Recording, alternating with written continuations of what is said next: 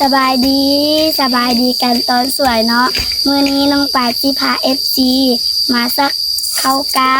เพื่อเสี่ยวไปปลูกเนาะนี่เป็นแบบนี้เลยเด้อ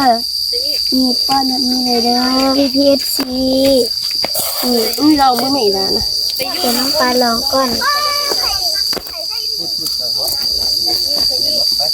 ให้มันเต็มเลยว่ะ บอลแรกใส่สมันแหละใส่น้อยนึง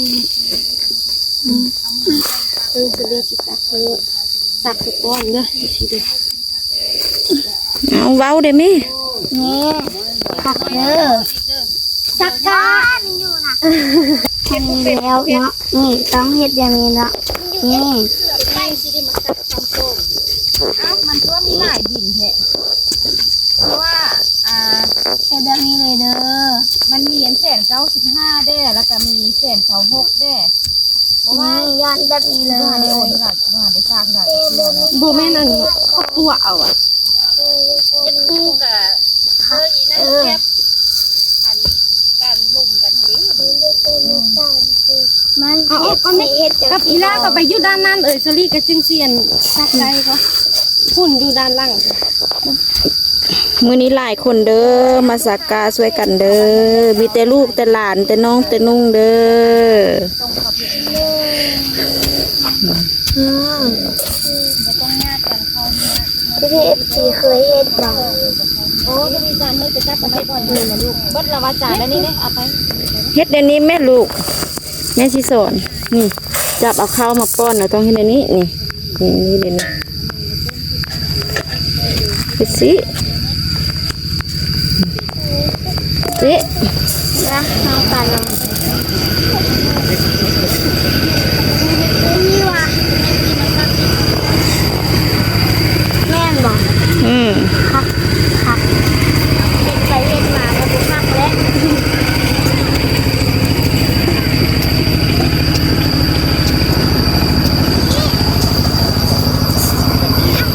อังเป่ากับมาเฮ็ดนำเบิดเด้อก็สนุกเลยเด้อ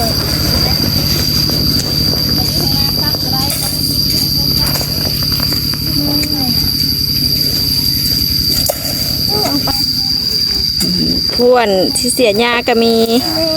เสียหญ้าไปพร้อมสักไปพร้อม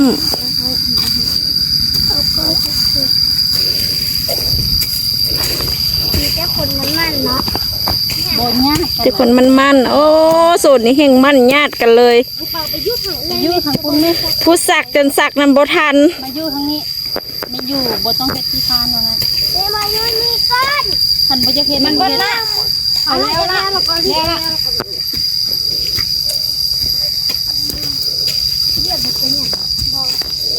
ไม่นี่มดอันเดียวนี่แล้วสั่น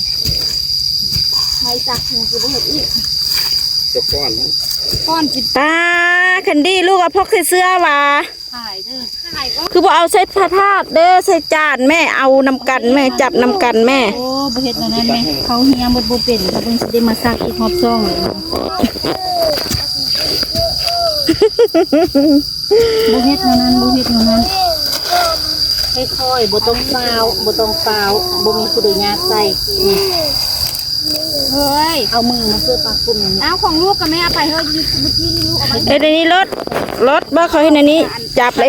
ทางที่มันสิเฮียอันนี้เอานี่เฮ็ดในนั้นแหละเอาไว้ใส่นี่เดี๋ยวนี้แน่กระถ้วยลูกเราบอกกับน้ำข้าวแล้วแม่เนี่ยเขากับเห็นไหมบ่ต้องฟาวเขาเฮียอันเข้าไปใส่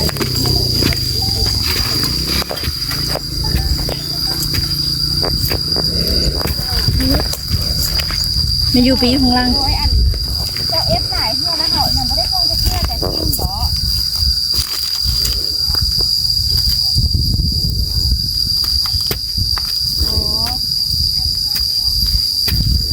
ยังแค่โทรแสงทองเขาเป็นซิ่งยังบ่ได้เพื่อน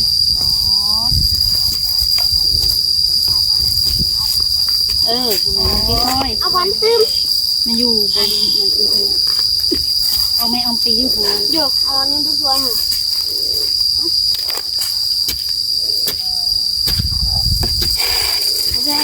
มีแต่คนมันเด้อมีแต่สายนุ่มสายโสด ก มีแต่ผู้ชายมีแต่คนเก่งๆได้หันหุ่น4 ทราย 5 ทรายสลดอันสักนำจนบ่ทันแล้วได้หัน สักจนบ่ทันเนาะ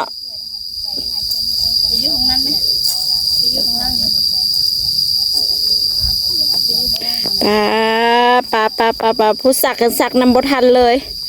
แจนั้นดูบ่มีฮอดผู้สัก แจนั้นสาลี่ก็สักนำบ่ทันเลยมีแต่คนเก่งๆ แต่ว่าเขาได้สวมก่อนต้องเฝ้า ไปจังมันไปอยู่ทำงาน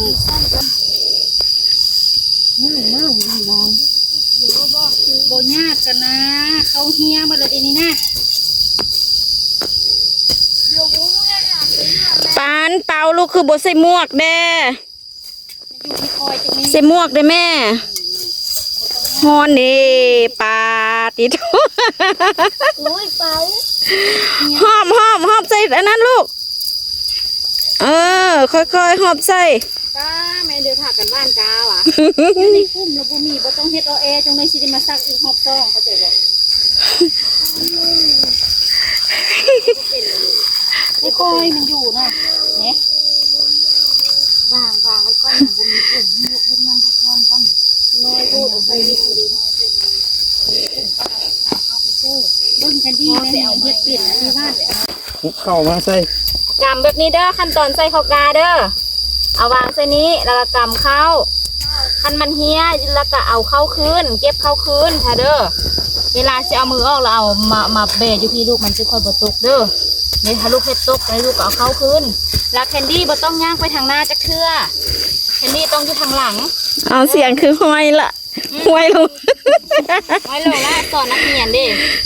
เรียนเลยลูกก็ต้องอ้ามือแล้วเข้าตกเวลาลูกสิอ้ามือลูกมาอ้าอยู่นี่จึงบ่ตกเด้อกำเมียนเด้อแคนดี้แล้วละกำเมียน เอาสองสหายหันไปยังกินมังงอบ่ ต้องควยลงคือเก้าเด้ มันเงาะ ตอนที่ตอนนี้มันเฮียหลายแล้วลูก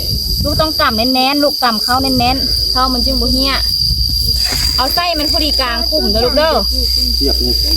ไส้กลางคุ่มเด้อถ้ามันเฮียละเอามือนี่นิ้วโป้เนี่ยผู้อยากเฮียลงเด้อลูกเด้อ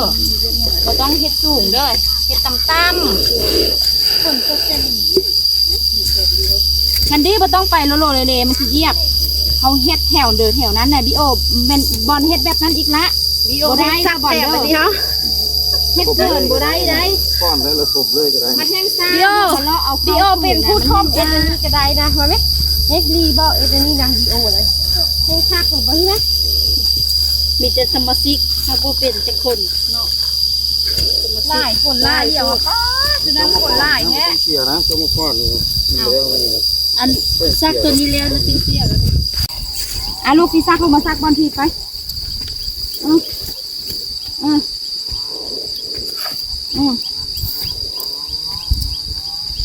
ซักตัวเดียวโลดซักเขาให้เรื่องก็บิโอแม่มาซักห้าง สักหูน้อยซะ เล็กซักลูก หูบกน้อย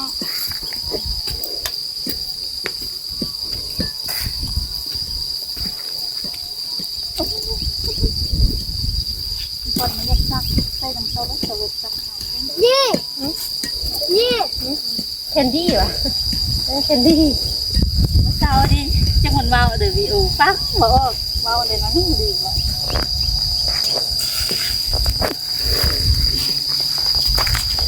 มีแต่แม่นะเข้าใจมันเรา อ่ะจ๋วจ๋ว ไม่ให้มันครบคุมเด้อพย้องตัวเองนะแม่ตะคูว่าลูกหันก้อนงามเป็นงามก้อนหมูอีก เป็นงาม มูนี่นะพวกเขาวะ ป้าทุกคนสักกาอย่างบ่แล้วซ้ำฝนตกมาไล่แล้วฝนตกมาไล่ก้นแล้วสักกาอย่างบ่แล้วซ้ำเด้อเดี๋ยวมื้อแรงได้มาสักอีกแหละแบบนี้นะ